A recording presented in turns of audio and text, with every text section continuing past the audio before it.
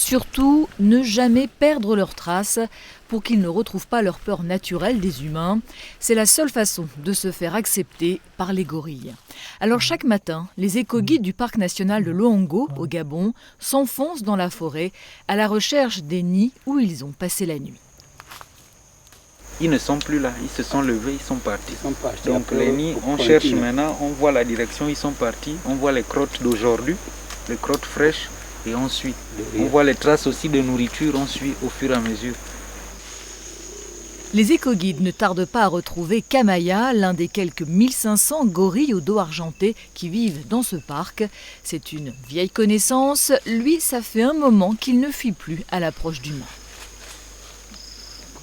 Kamaya est bien assis, il est couché, il dort, il a la confiance parce que c'est un long travail qu'on a fait, des années vraiment de dur labeur pour arriver jusque-là.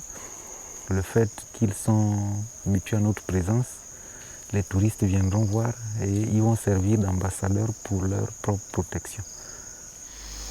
L'immense parc de Loango, qui s'étire sur plus de 1500 km², attire en effet des touristes prêts à payer cher pour pouvoir observer Kamaya et ses congénères.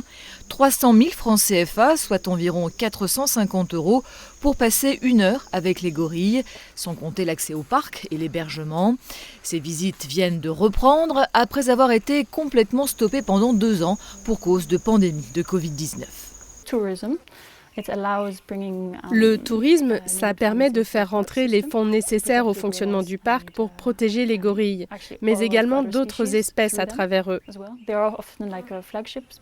Ils sont une espèce phare, ils sont très charismatiques.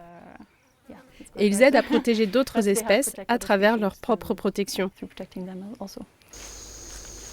Les gorilles, produits d'appel en quelque sorte pour relancer l'écotourisme, et l'écotourisme source de revenus pour financer la protection d'espèces menacées d'extinction, un véritable cercle vertueux sur lequel mise le Gabon.